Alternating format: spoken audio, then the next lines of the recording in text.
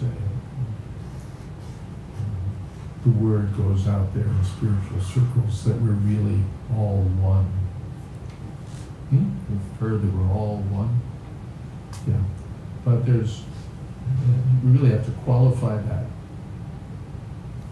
In fact, there was one guru, he used to write to his disciples in his closing, complimentary close, the close of his letter was, your own true self. And the person who's writing to you is your own true self. But if he's my own true self, why does he have to write me a letter? I'm him and he's me. And if he's enlightened, I should automatically be enlightened. Right? If I'm you, and you're me, and you're enlightened, then I must be enlightened. And since I'm not enlightened, there must be some sort of problem with the notion. The Vedic sages say that we're one in quality. We're all conscious. I'm conscious and you're conscious. I want to be happy, you want to be happy. I have some knowledge, you have some knowledge. We're knowledge-gathering beings. My nature doesn't change, your nature doesn't change. So there's oneness in quality. But that doesn't mean that we're all the same person. Like here, I suppose most of us are all Americans. So we're one in quality. You're as American as I am. I'm as American as you are. But that doesn't make me you, or you me. So it's an important spiritual distinction. We're all one, and yet we're all different. We're all individual. So each person's spiritual journey, their spiritual realization is their own project. Not that I'll just wait for you to become spiritually realized, and then boom, you must have made it, because here I am, and I'm light went off for me too. Went on for me too. So there's oneness in our spiritual qualities. And it's true oneness. In the material world, we're all completely different. Look around the room, there's no two bodies that are really all that close. Everybody's different. It's different ages, different colors, different sizes, different shapes, different. Really different. But spiritually there's oneness. Spiritually there's oneness because the Atma, the living force, the consciousness, the soul, whatever word you want to use, it's all the same quality.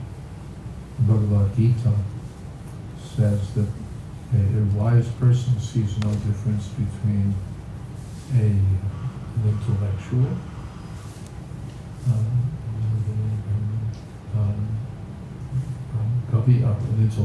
a cow, a dog, and a person who's eating dogs. Dog eaters are not considered the greatest icons of high culture. But spiritually, there's no difference. There's no difference between the king and the ant, because the same living force, the same quality of consciousness is present in all of them. The same consciousness is present in all of them.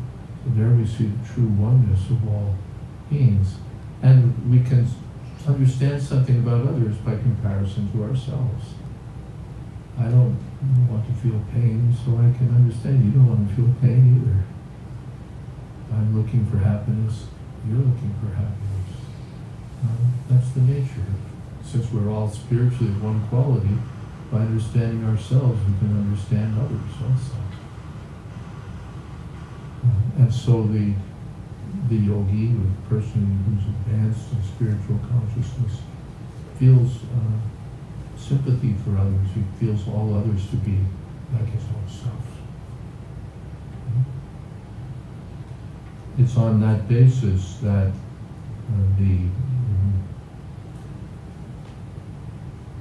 we don't distinguish between the animals and the human beings. We won't say that, well, let's make the animals our food, let's kill them and eat them. And the human beings, let's make them our friends. If they're all the same, they have families, they have friends, they want to be happy, they like to eat.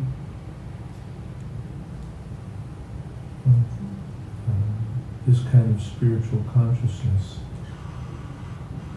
fosters a sympathy for all living beings and all the different species of life. And that's an important component of the bhakti path of spiritual advancement, to see the oneness of all living beings. And the literature also says that, have you heard that our goal is to become one with God? That goes around also. Have you heard that you want to become one with God? And what does that mean? And these things are like, wow, that's so deep.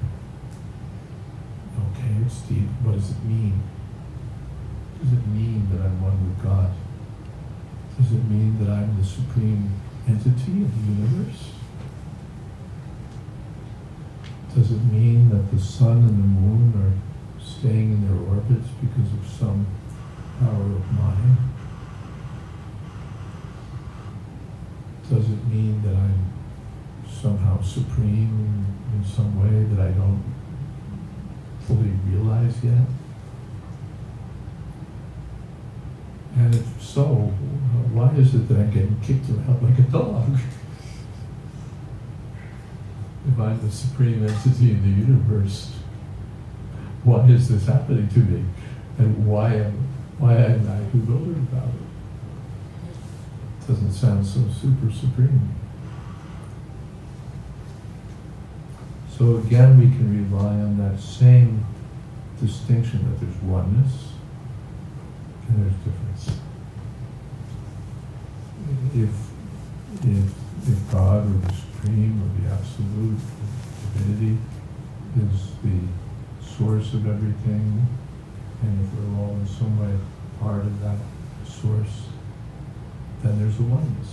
The same oneness, actually. The Upanishads say that we're conscious and the Supreme Divinity is conscious. We're actually eternal by nature, and the Supreme is eternal by nature.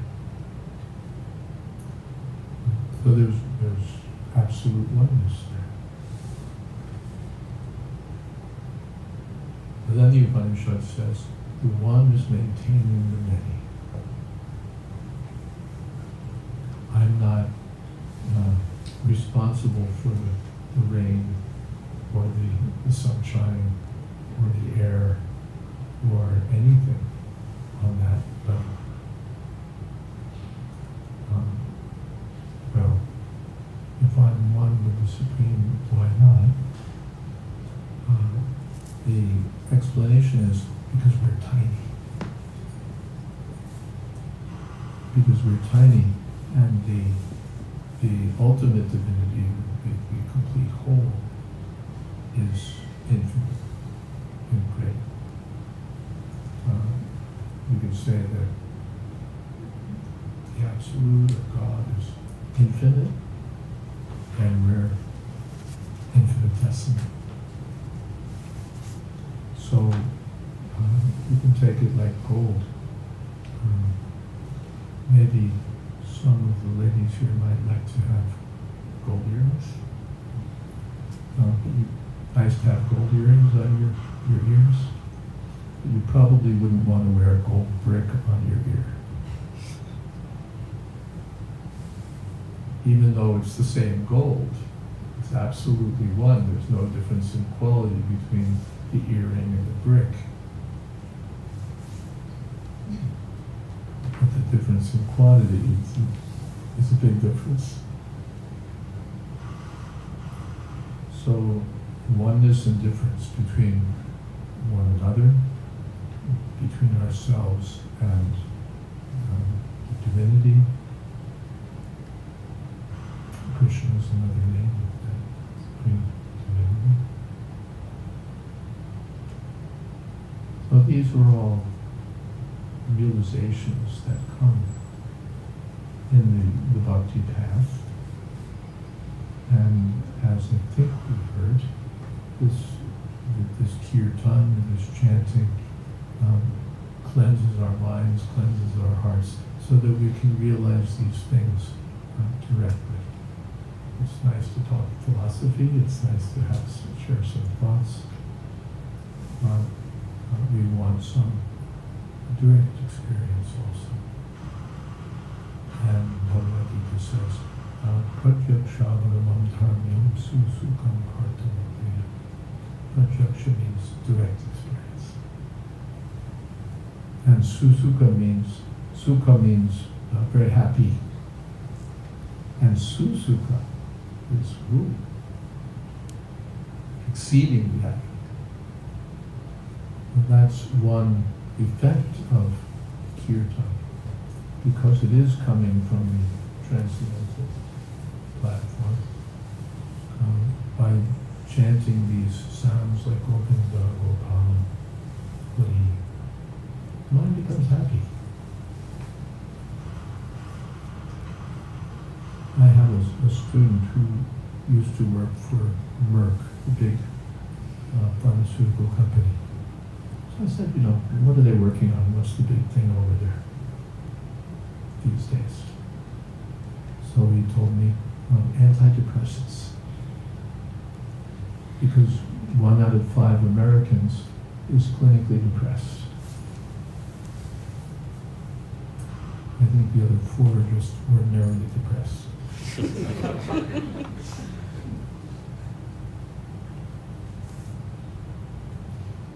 So we have everything. We're a rich nation. We press and click and it's on your desk the next morning. Everything we want we can have. And yet depressed. Because no amount of material satisfaction will satisfy the living being. We're spiritual beings, we're eternal beings, and we're like in a foreign environment, an environment where everything's temporary, an environment where everything crumbles. And that environment includes our own bodies. The body is my environment, my immediate environment, and it crumbles also. And even the mind, which is sort of a subtle environment, also goes through so much difficulty. It becomes disturbed, it becomes depressed, it becomes bent out of shape. But this kirtan is so nice that because it revives our original spiritual nature, we become happy. We become happy. We don't have to spend anything, we don't have to eat anything or drink anything or inject anything or swallow anything or smoke anything. And just by chanting these mantras, the mind becomes purified, the mind becomes, when it becomes purified, it becomes happy because its nature is to be happy. It's now covered with all this gunk that causes something else. But our nature is to be happy. And our nature is to be eternal also, not to die.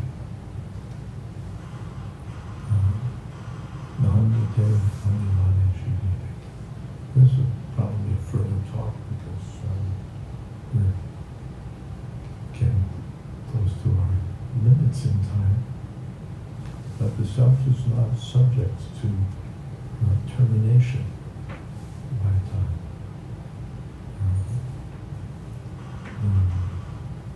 Well, that comes to the whole topic of traveling from one lifetime to the next and so on. Maybe we'll save that for another day.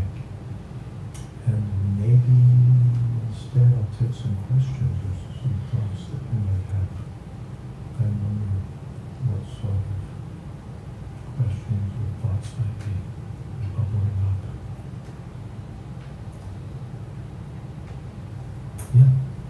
So when you said that we're one with the Supreme, When I said that we're one with the Supreme, how it makes me think, am I worthy? it makes you think, are you worthy? Yeah. Yeah. It's a nice thought.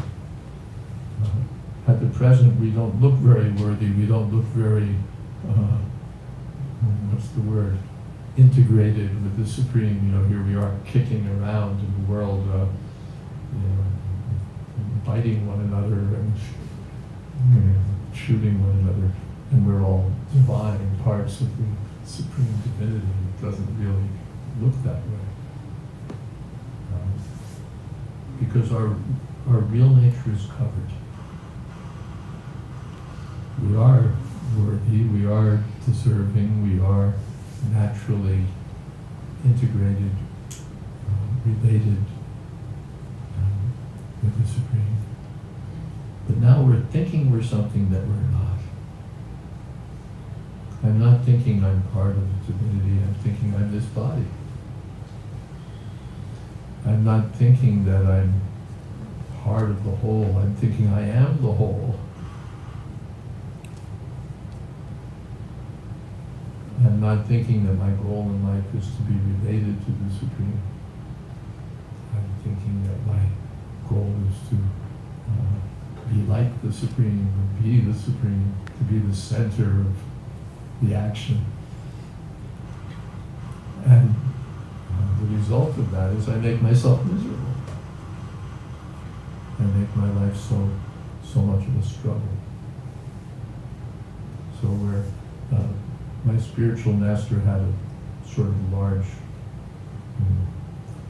term for this. He said that we're in an unconstitutional position. An unconstitutional position. It's not our nature to be suffering, to be distressed, to be bewildered, or to be superficially happy because of things that don't mean anything. Because I won the lottery, yippee.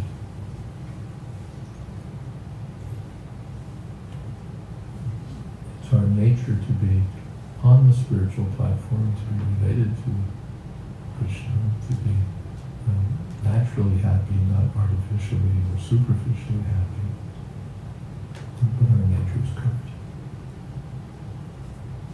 So this Kirtan, again, is a simple way to revive our spiritual nature. Even if we don't know how it works, even if we don't know what the words mean, the sound, I think I heard that a few minutes ago, the sound itself has potency. The sound has a kind of transcendental power. So I may understand it or not understand it, but it'll work. Penicillin, how goes to the thought of how penicillin works. But if I were in need of penicillin and I took it, it would work.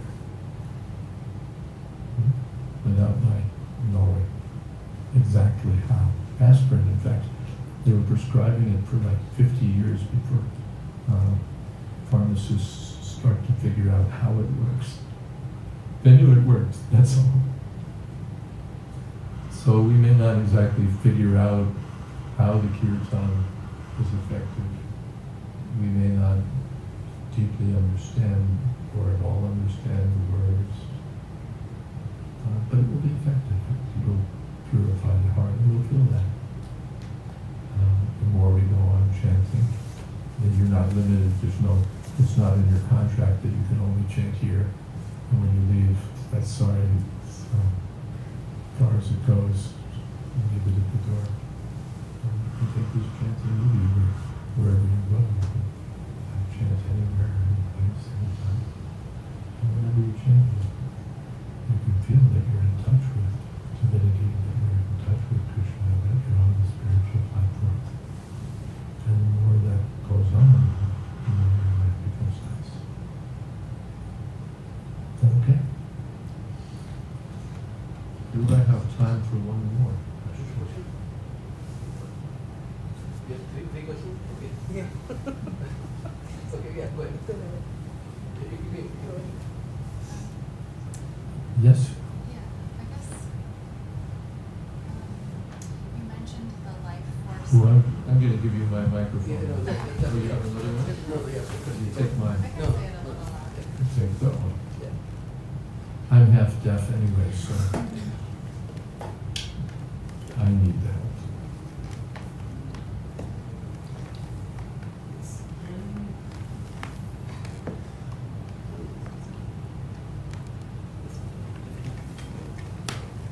Yes.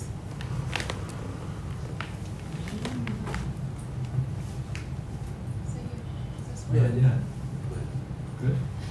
Yeah, so you mentioned the life force energy, and I've been kind of going through Oh, this. it works better when you hold it really unhygienically close. Sorry. Okay. Oh, that's a little low. Yeah, I've just been going through this like awakening process, Mhm. and I've been kind of researching about like Kundalini and Mhm. that energy because I struggle with like anxiety or sometimes like panic attacks. So like this Mhm. energy that comes up. I'm just wondering if you could share like your knowledge about that, and Okay. just very curious because sometimes I like pathologize myself for that, but Hmm. maybe that's just energy that wants to move out of my body or move through my body. Okay. You sometimes feel panic attacks or anxiety, and so you've been exploring Kundalini. And what do I know about that? Kundalini is part of a larger system of yoga called Ashtanga Yoga, or sometimes it's called Chakra Yoga, which involves centers of energy in the body. And it goes from the lower part of the body up and up and up to the top of the skull. And in this yoga system, this kind of yoga is described in the Bhagavad Gita in the 6th chapter. And it's quite the discipline, actually. One goes off to a secluded place, a sacred place, and sits on a deer skin and a soft cloth and kind of grass called kusha grass, and sits in a very correct position with the eyes fixed on the tip of the nose and half open and half closed. So half open so that you don't get distracted, so half closed so you don't get distracted, and half open so you don't fall asleep. And then you practice, first of all, complete celibacy, strict control of the senses, discipline in eating, everything. And finally, we discipline the breath. One offers the incoming breath into the outgoing breath, the outgoing into the incoming. Finally, the true yogi suspends his breathing process and pulls up the life force through these different chakras until finally at the yogi's own will, it emerges from the Brahmarandra, the top of the skull, and he's able to project himself, as it were, to the beyond the material realm of existence into the spiritual realm. It's quite a process, but it's hard. It's it so hard that the original student of Bhagavad Gita, Arjuna, told Krishna, I can't do it. Too hard. Especially because it involves controlling the mind, so the mind is just fixed in one place, concentrated. So the mind's like a hurricane, I can't do that. And he was a highly accomplished person. He was the personal friend of Krishna. This was thousands of years ago when people had longer lifetimes and greater capabilities. He said, I can't do it. So this was practiced in what's called the Satya Yuga, long, an age long past, when people used to live, it said, for 100,000 years. And for them to meditate for 50,000 or 80,000 was feasible. And the atmosphere of the world was such that they could go to a sacred place and just meditate. And they did have the power to actually bring their life force up in this way. And maybe for the sake of discussion, there might be one or two yogis somewhere who can still accomplish these things. But for the rest of us, it's pretty tough. How many of you will practice yoga in a studio in Seattle or Manhattan, not in the Himalayas or on the bank of the Ganges? And we'll meditate not for 50,000 years, but for maybe 50 minutes, and maybe $50 an hour too.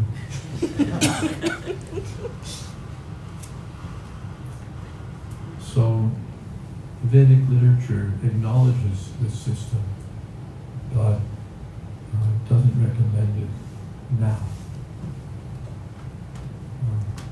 Just because, if we live 100 years, it's a big thing, and our minds are so disturbed. Why just you? All of us, our minds become plagued by this or that.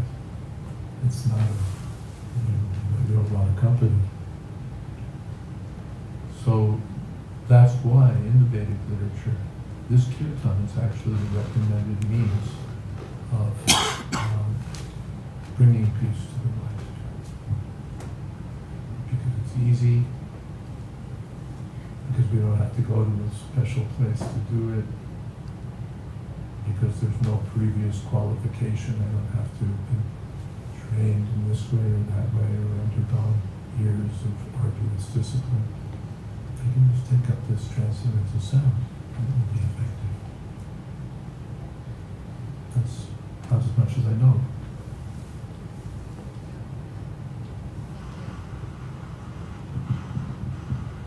Thank you. I just wanted to say, I also felt like just the Kirtan helped move that energy that was feeling stuck.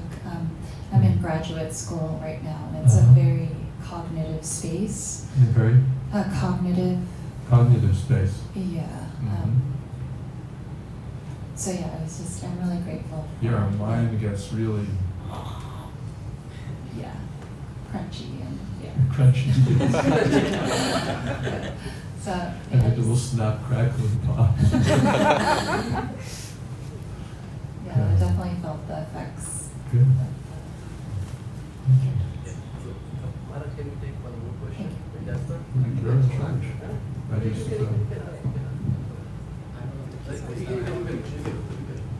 well, I have it, it's okay.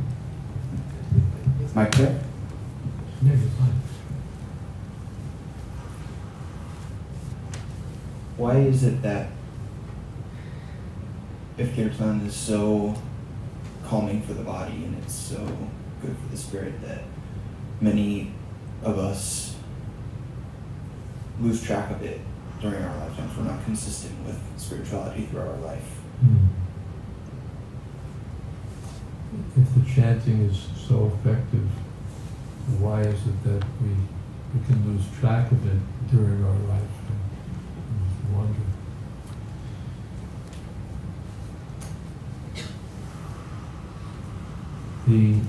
It's a question of practice and a question of association. The practice means we keep at it. Like exercise, it'll be effective. If you read, and the place I go in Bombay, it's over the wall from a gymnasium, and early in the morning you see these guys who are doing their lifting their weights and doing their practice. I don't know, but they do it. And I'm sure they feel that some days they're not getting anywhere. But if they stick to it, then they develop those muscles and powers, and they can lift and push and all of that. All they have to do is stick with it. And Krishna advises in the Bhagavad Gita, wherever the mind goes, because of its restless, fickle, unsteady nature, just bring it back. Just bring it back. Well, where are we going to bring it back to? If we're doing silent meditation, then we'll try to bring it back to something we're focusing on within. But if we're doing mantra meditation, it's easier because we just have to bring our mind back to the sound. This is a secret of mantra meditation. It's not just that we chant, we sing, but part of the practice is to try to focus our minds on the sound. My spiritual master once said, just try to hear yourself chant sincerely. Just try to hear yourself. That's what we're doing when we're chanting. We're just trying to hear. It's chanting and it's hearing. It's fixing the mind on that sound. You don't have to do anything else. Think of something else. Just fix the mind on that sound, and the mind will be on the transcendental platform. So it's practice, and it's association, the company we keep. I may be trying to practice yoga, whether bhakti yoga or this yoga or that yoga, but if I'm hanging out with guys who are spending half their time in the pub, my mind is likely to be somewhere else, because we're influenced by our company. If we hang out with thieves, we'll learn the art of theft. If we hang out with artists, we become part of the arts culture. And if we spend time with those who are practicing yoga, bhakti yoga, then then we're surrounding ourselves with that atmosphere. Now we're surrounded by the atmosphere of Seattle, where everything is bombarding us with all kinds of things. And that's all right, but if we surround ourselves with the people who are practicing bhakti yoga, then our practice of bhakti yoga becomes so much easier. And we're not influenced, come on, practice this or that or the other thing that's going to drag me down. Everything goes in the same direction. So much of our spiritual advancement and spiritual steadiness, because that's what you asked about, how do you keep it going for your whole life? You stay in that association of those who are practicing bhakti yoga, and you'll be able to practice bhakti yoga. Good question. Thank you.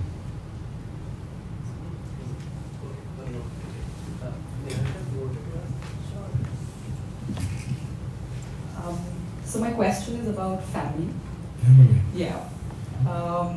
You said that in the human life or this form, we are on our mission, continuing mission across lifetimes to find eternal or spiritual bliss.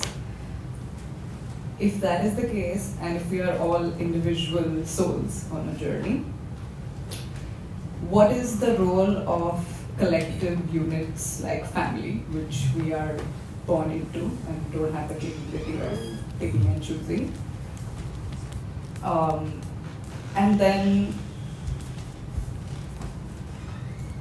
is there a pattern in terms of the souls that we connect with over this lifetime, like our close friends, for example? Have we known them in our previous lifetimes? Are there unresolved lessons that we need to learn from?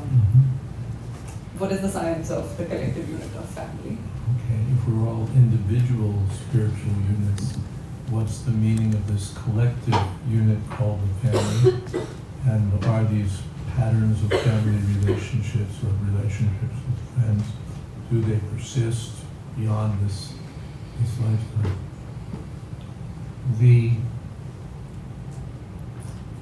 It's interesting, the Srimad Bhagavatam, one of the Vedic writings, gives a couple of examples.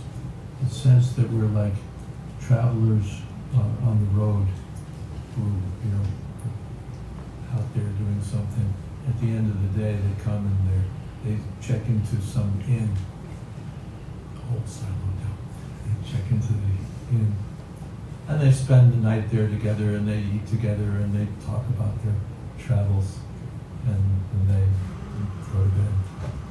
And then the next morning, they all wake up, and they go in their different directions. So, in this lifetime, we're gathered as family members, as friends, and we stay together. And then at the next lifetime, we go off in our different directions. Or another example it gives is that we're like seaweed and stuff that floats on the ocean. And it floats and floats, and then it comes together for a while and floats and floats and floats. And then again, it floats off in different directions. So, of course, this gets into karma and lifetimes. But the idea is that because of our past karma, we come together for some time. And I'm born into a family of kings or princes or farmers or serfs or thieves or what have you, or into lower species of life. Or higher. But we can't stay. It's not that because I'm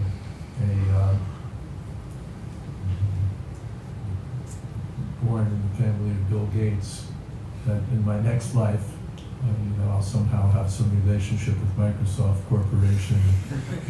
My stock options will still be there, and it's all wiped out. And the relationships are also canceled because they were based upon the body.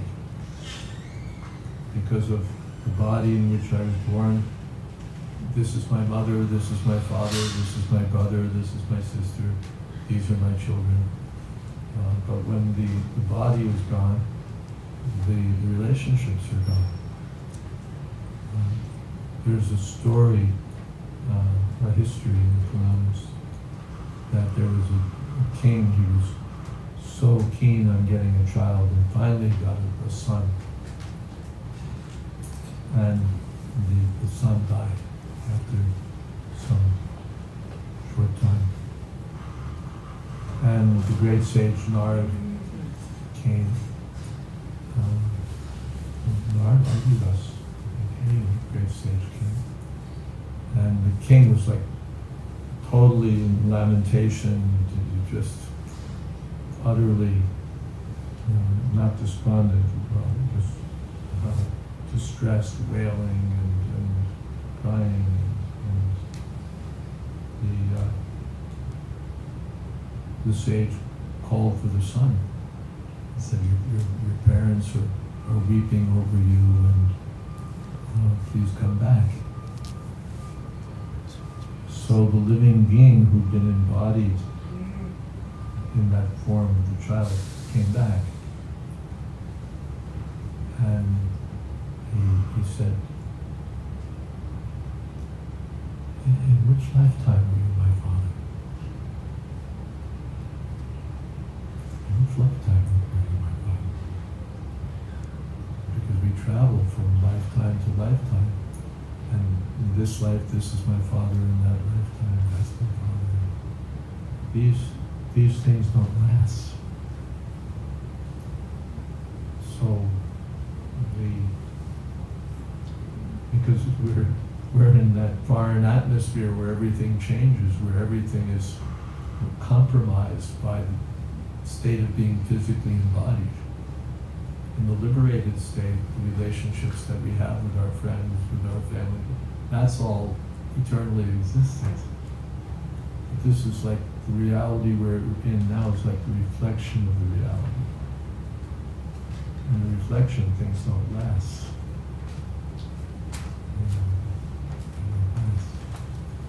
So, I don't know if that's bad news. It's probably not the news that would be most popular to give. But that's what the sages say. And that's part of our, what's the word,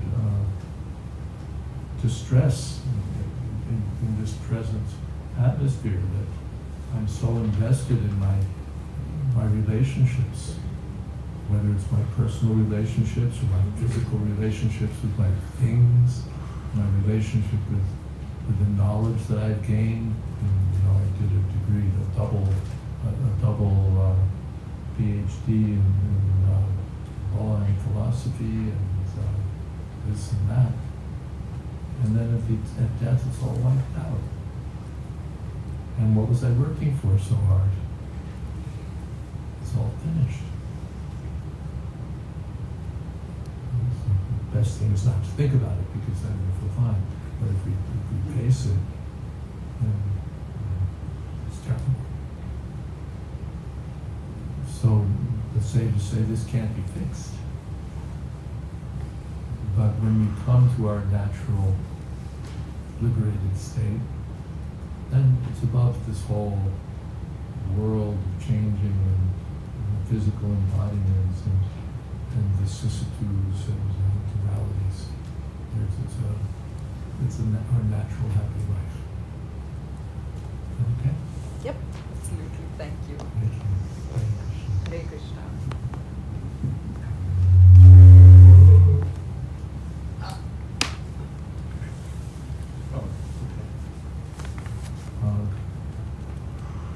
I guess I'm supposed to push my book.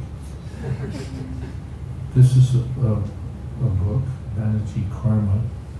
It's a full commentary on a book of the Old Testament from the point of view of the Vedic writings, the original Sanskrit writings in the Bhagavad Gita. The biblical book is called Ecclesiastes. It's a book of the Old Testament, and it's a very uncharacteristic book for being biblical. It's very unbiblical. It's said to be the one truly philosophical book in the Old Testament, and it begins with the cry that life is meaningless. Vanity, the opening words, the opening shot, vanity of vanities, all is vanity. And vanity here doesn't mean pride, it means uselessness. As in, I've spent all my money in vain. It means for nothing. Meaningless, useless, nothingness. So the author starts out with a proposition, or really the cry, because he's not that kind of philosopher where he just analyzes. It's all deeply felt in the mind and the heart. He's facing the thought, and it's almost more than a thought for him. It's a reality that life is meaningless. And what do I do about this? And he tries the path of wisdom. No, he tries the path of enjoyment. He says, all right, let me enjoy. And he takes the role of a king and says he built things up more than anyone before. He had gold, he had silver, he had cows and sheep and gardens and pools and forests and women and whatever he wanted, wine. The notion was that anything my eye sees that it wants, I won't hold back. I'll, as we say, go for it. But his idea is I'll watch myself do it, so that you could see what it would yield, what it would be. And at the end of that experiment, he was distressed because he saw it was all meaningless. I'll work for something only to leave it to my descendants who may squander it away. And he has quite the discussion of why that experiment is a failure. Anyway, it fails. And then he says, well, let me try wisdom. So he said, I became wiser than all who preceded me. But as one commentator says, he became wiser than it was wise to be. Because he saw that it was all meaningless. He says, the wise man dies just like the fool. They both go to the same grave, so why did I endeavor so hard to develop wisdom when there's no use to it? So now he's stuck. And the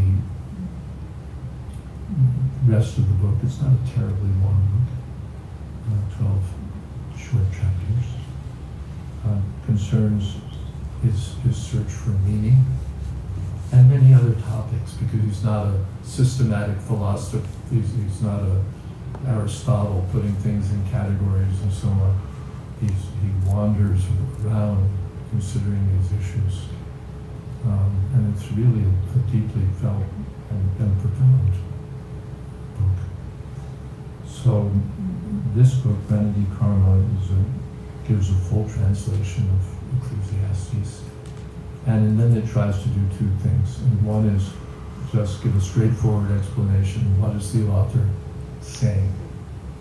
And what are the commentators, traditional commentators, get from that? What's the basic message? What is the message here?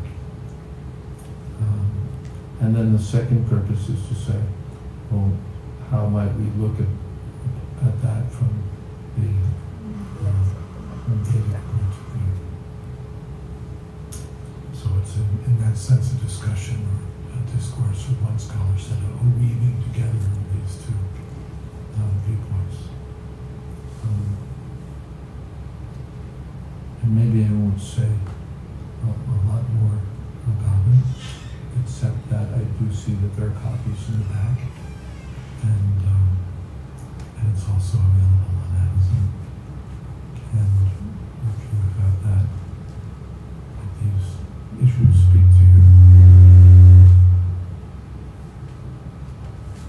if only to read Ecclesiastes, I would recommend the book to you, because it's really quite something. And I think the discussion is worthwhile. There it is. Good.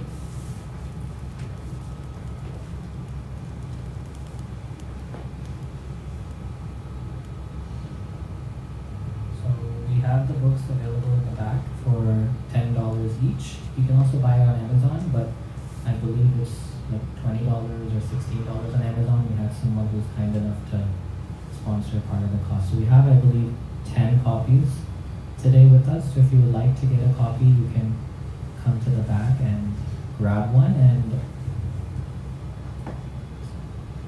Could I sign it? so Cost you another $5. Not sure that's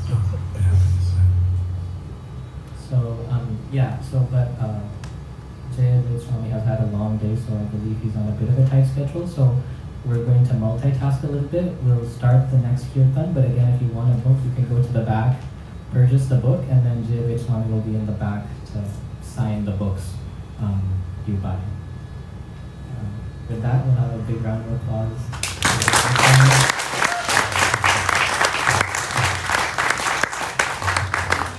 It's very rare that we get to have spiritual leaders come and share their deep realizations and wisdom in a knowledge that is otherwise filled with other types of wisdom or information in colleges and schools and corporate training programs.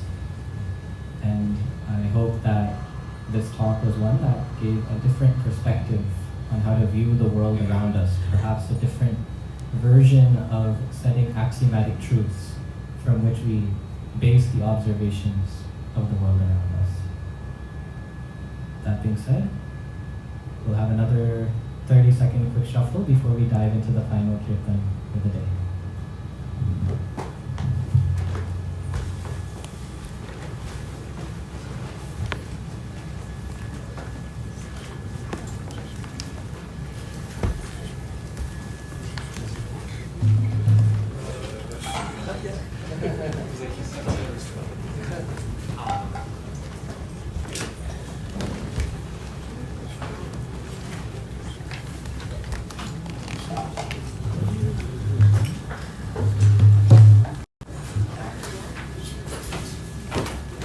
Trying to turn the camera, it's going blank.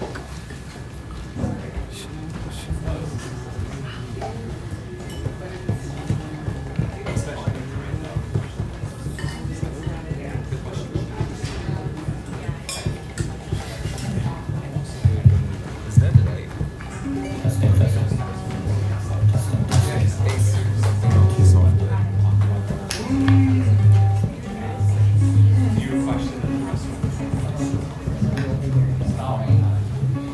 Testing, testing.